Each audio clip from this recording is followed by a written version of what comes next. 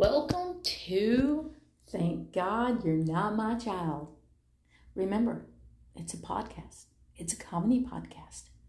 If you take parenting from me, choose wisely. I'd like to think I was an awesome number one parent, but remember, choose wisely. So today I'm actually traveling. I'm in a hotel room. The sound is so weird. I did buy a microphone, so maybe we'll do a little better and not tweet the birds of the Oklahoma mountains. But anyway, let's get going. Today I decided to just drink some lemonade. I know, lemonade. But it has tequila in it, so it's okay. No worries, because doing this, you might need a drink. Or a nice coffee. Remember, you do you. Anyway, we're going to start with one of mine from my daycare past. And we're going to talk about the mom first. It's very important that you know the setup of the mom. We're going to call her Beth because I just love that name, Beth. Anyway, she comes in to check out my daycare because, you always have to go in to check, see what's going on. You know the whole list. You know the drill. You're a parent. You get it. So this girl was probably Beth. We're going to call her Beth. She was, I'm thinking maybe 8 months pregnant. And I don't know how you looked at 8 months pregnant, but me at 8 months pregnant, holy cow. Bring in the food. Because that's pretty much what I did the whole time. Well, she's beautiful anyway. But when she was pregnant, I had another daycare parent there. We're going to call her Michelle because that's her name. Anyway, when she just looked perfect. Her clothes were perfect. Her belly was perfect. Her makeup was perfect. Her hair was perfect. She was the most beautiful woman we'd seen. And that hurts a little if you've been pregnant. And wasn't that beautiful? So anyway, we enjoyed the first visit, gave her the paperwork and all. And I don't think she really understood what she was getting into because I was a different kind of daycare. We definitely had fun. I am the queen of the crazy house because we did messy stuff. The kids learned from cause and effect. So if they fell off a shelf, why did you fall off? Were you stable? All of that. So it's kind of a crazy house. I've officially, after retiring, moved into another crazy house because I live in an RV with my boyfriend, maybe soon a husband. Ooh. Anyway, we have 2 grown cats, 3 kittens. Oh, you should see them. I'm going to put pictures on my Just BK Donna for the podcast so you can see the pretty little kittens. I named them. Anyway, Cash, Sissy, and Pugsley. Yep, I named them. I name everything. Anyway, where was I at? See, I got off on the kittens. And when you start talking about cute little kittens and cute little babies, my mind just goes. Who's with me? Raise your hand. Okay. So when she left, I looked at Michelle, and all I could think is, that bitch. I bet she rolls out of the bed looking that good. We loved her because you can call me a bitch, and I'm going to put my chin up and go, really? Thank you. So just know, she's a friend, and she would understand if she was called a bitch. It's a good thing. Anyway, so when she had the baby, we're going to say the baby's name was Softball. That's what we're going to call the baby, Softball, because I like that. I like a softball. Who doesn't like a softball? They're beautiful. They're just, it's round, it's a sphere, it's beautiful. So I started keeping this baby, and I also had this baby doll, and it looked so real. It was like the size of like a 6-month-old. And I did like to do weird things with it to scare parents. And everybody was used to it. But I'm not sure Beth was ready for it. So after about 4 or 5 months keeping softball. I set this baby, wrapped it in a burrito. You know how you make a little burrito out of a baby blanket? And I laid it face down with like some toys on it right at the doorway. I am so bad. I am so bad.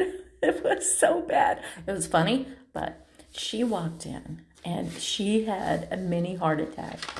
And I'm not sure, but she might have hit me with the baby doll when she found out it was fake. I mean, we're really good friends now. Beth, you know who you are.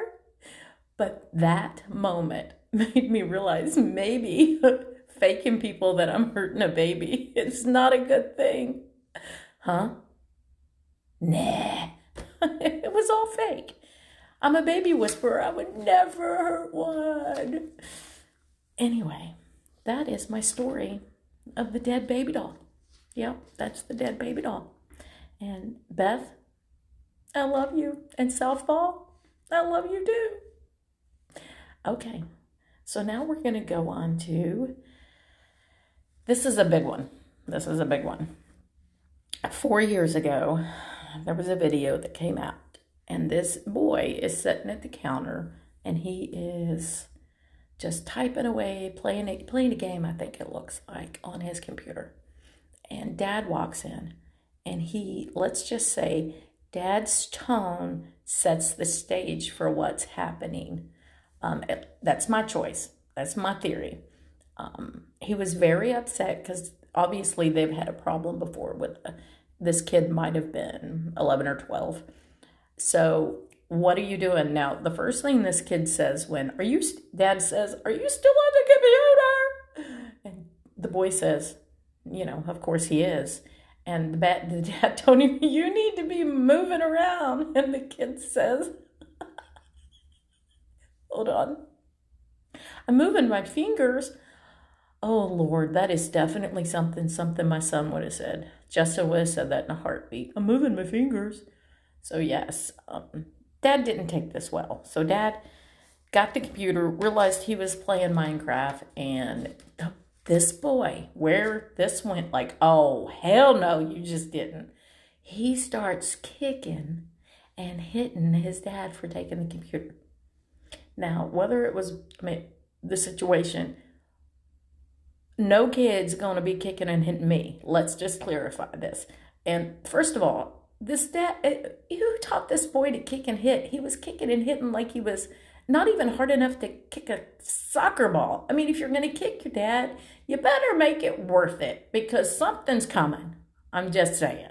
And if you're hitting him, you better turn those hips and you better put that sock in there because it's going to come back to haunt you. I'm just saying.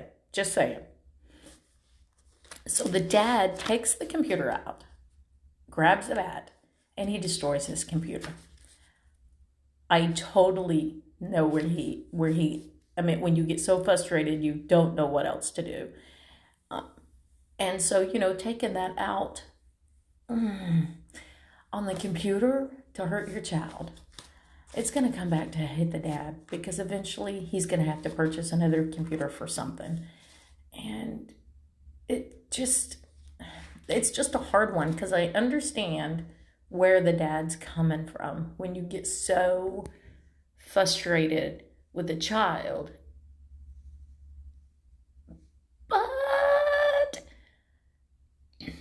that's it's hard to say because I understand what he's doing and I understand where you're at and wanting to do that. So this is a hard one. All I can go on this one is he's going to learn how to take care of his anger the way you do. Is that they learn from watching you. You could tell him 1,000 times not to mistreat his computer. For one time you do this, that's what he's going to remember. That's how I need to take my anger out. This is how we do it. So I understand where the dad was coming from, but it's definitely one we need to think about, because that moves me on to another video of a high school kid that gets mad at his computer in his computer class, and he destroys this computer. Now, this was a few years later. It kind of makes me wonder, was this the same kid? Did he learn this behavior from his daddy? Did he? It could have been the same kid. It definitely makes you wonder. I've seen people deal with fits, and I've seen people deal with fits in good ways and bad ways. Here lately, I've only seen good ways. I mean, we don't know why the kid's throwing a fit. When they're not our kids, we don't know them. And like I had a friend tell me, I mean, I don't think this was autism, but some of the fits that you see that you don't understand what's going on, you don't know. So judging them so harshly is wrong, because there's so many spectrums and so many autism that I don't think that it's just a spoiled brat, because that's what you want to look at. That is where we think the first time we see a kid throwing a fit is that spoiled ass brat. She, whatever, needs their ass whooped. That's my first thought. Used to be, but now, after so many years working with kids, we need to figure out why. Maybe they have issues. If it's not our kid, first of all, if you're going to get involved, make eye contact with the parent and ask them if they need help. Because sometimes just to watch the kid, make sure they're not hurting so they can take a minute breather to come back, is what they need. Because it could be autism. It could be a kid on the spectrum. It could be a spoiled brat that needs a soft mom, not a hard, I'm going to kick your ass mom, which those moms are needed. Every mom needs to have I'm going to kick your ass mom in the background, because when they become teenagers, holy hell, they need to know you are in charge. Don't ask my kids that. You don't know their names. Oh, crap, you do. Okay, well, they're going to tell you I was a hard ass. So, yeah, that's nothing new. So just remember, when you see a kid throwing a fit and they're not your kid, you can say, thank God you're not my child, because you're not having to deal with it. But don't judge. Sometimes we're doing the best we can as parents. Mom and dad, that's some of the hardest roles to play. It's easier sometimes to go to work than be a mom and dad. So just give everybody grace. And if you want to get involved, make eye contact with the parent. Say, you need help? You need a sucker? I mean, something serious, because, they just might need someone to understand they're doing their best. Remember, so this podcast is about, we can laugh or we can cry. There might be one eventually to cry on, but we're not going to have judgments, because I definitely was not the perfect parent, and there's no perfect parent out there. So we just need to remember that. We're just going to laugh, talk about the funny things our kids did, the fits we thought we were going to, because if your kid has never thrown a fit and you had to scratch your head to wonder what the hell you were going to do, you've never had to go through that, all I can think of is eat shit, because parents go through that. So eat shit. You know what? Eat dog shit. I said it. So just know, if you're one of those saying, my kid's never thrown a fit, eat shit. My kid's never done that, eat shit. Yeah, just that's my whole thing. That's it. So today I would like to bring up that I got my first hater. I did. It kind of made me sad. I wanted to cry. No, I didn't. I was like, #move on. My daycare was not for everybody. I let kids live. I let them learn. I taught them preschool. They served themselves with food. They made messes. They cleaned messes up. They climbed shelves. They learned what to do. I was not a daycare for everyone. So when somebody tells me, I'd never send my kid to your daycare, okay, I'm obviously not for you. So #move on. But just know, If you're a parent, you don't have to send your kid to my daycare, but you can respect the fact that we all had kids that threw fits. And if your kid didn't throw a fit, if you remember what I just said, repeat after me. If your kid never threw a fit and you were clueless on what to do, what are you supposed to do? Eat shit. I said it. I did. So haters make the world go around. So she still gave me movement on my podcast. So go ahead. So if you're going to listen to my podcast, just remember that 5-star review goes a long way. I was already asked to put it on Amazon Music. So the podcast is now Spotify and Amazon. So that was exciting. So remember, if you go 5-star review, and you know what? My email is justbkdonna@yahoo.com. Send me stories. I can tell your funny story or your fit story or your eat shit story or anything. So remember, just to sit back, enjoy life.